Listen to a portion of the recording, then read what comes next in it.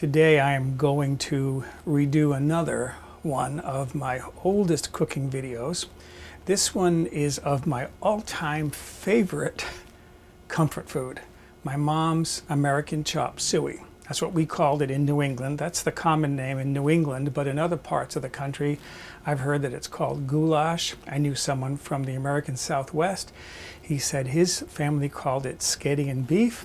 It's basically an Italian-American dish. It's macaroni with a tomato-based ragu, which is a chunky sauce as opposed to a smooth sauce, which is marinara. It's easy to make, it's delicious. As I said, it's my favorite comfort food, so let's make my mom's American Chop Suey. I need an onion, either 1/2 of a very large onion or one medium onion. This is like somewhere in between, and what this is, according to the label, is a Walla Walla sweet onion. So it's a sweet yellow onion. I'm going to use most of this onion.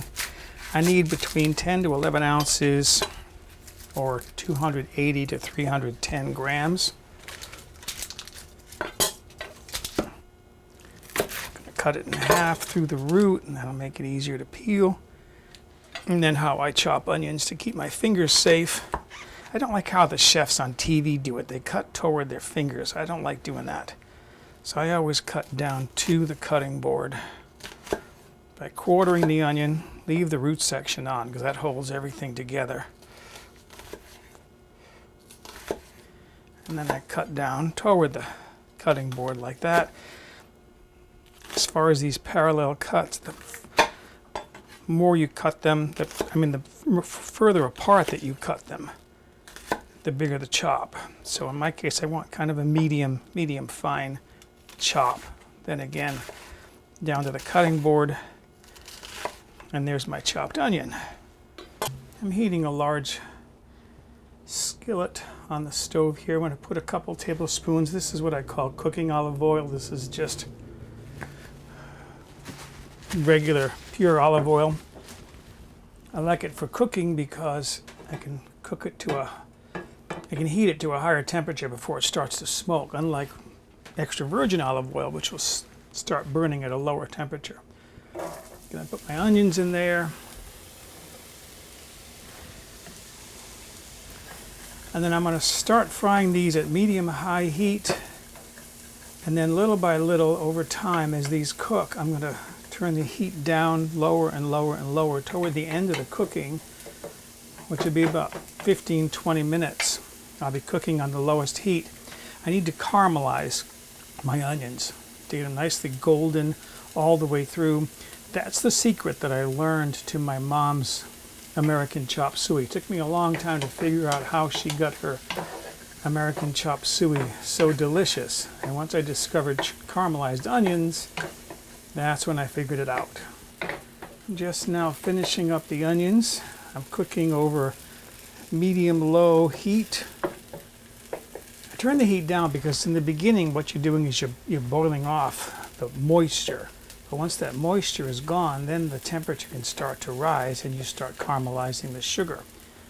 So there's my onions after 20 minutes. Now, what I'm going to add to this pan is 1 pound, which is about 454 grams of lean ground beef. And I'm going to cook this until it's cooked all the way through. You can brown that a little bit if you want. That'll add more flavor. What do they call that? A Maillard reaction when it starts to brown. I turn the heat up, by the way, on that meat to medium. I'm going to grind some black pepper in there and then add a pinch of salt.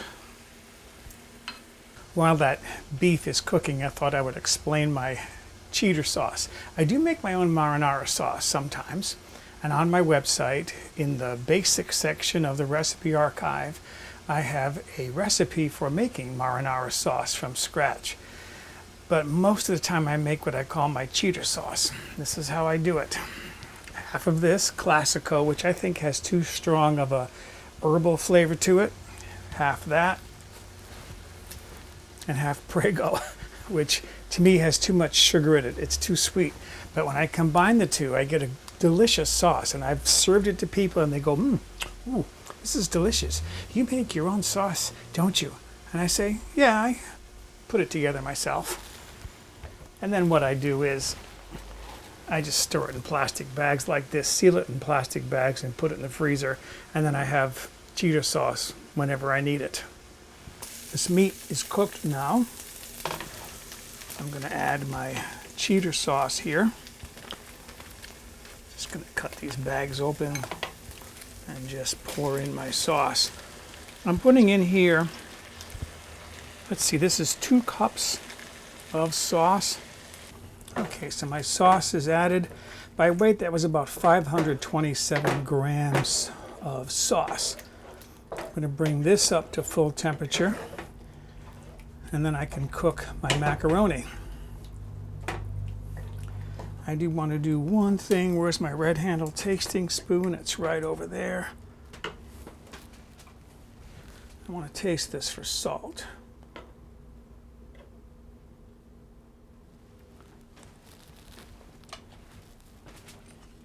Yeah, that's perfect. That's really good. All right, that is my ragu from my American Chop Suey.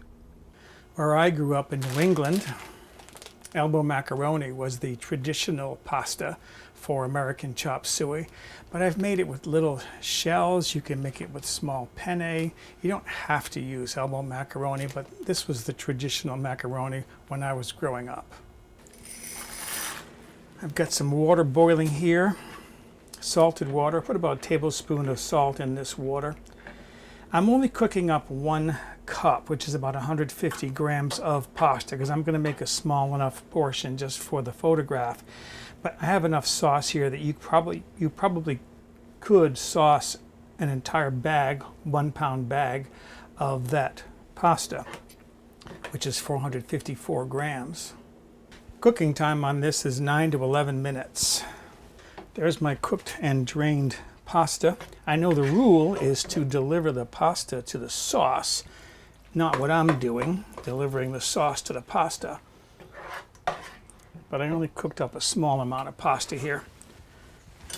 The rest of that sauce I'm going to freeze, and I can enjoy that later.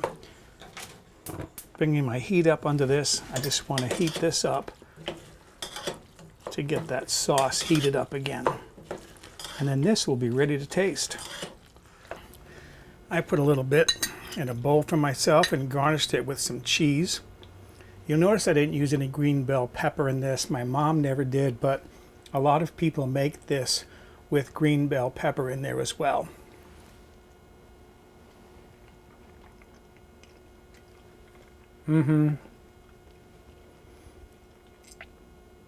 That's the comfort food that I grew up with. That's it. So excuse me, I'm going to go enjoy my mom's American Chop Suey. For a printable PDF copy of this recipe with step-by-step photographs, visit my website, mobilehomegourmet.com, and look on the home page or in the recipe archive.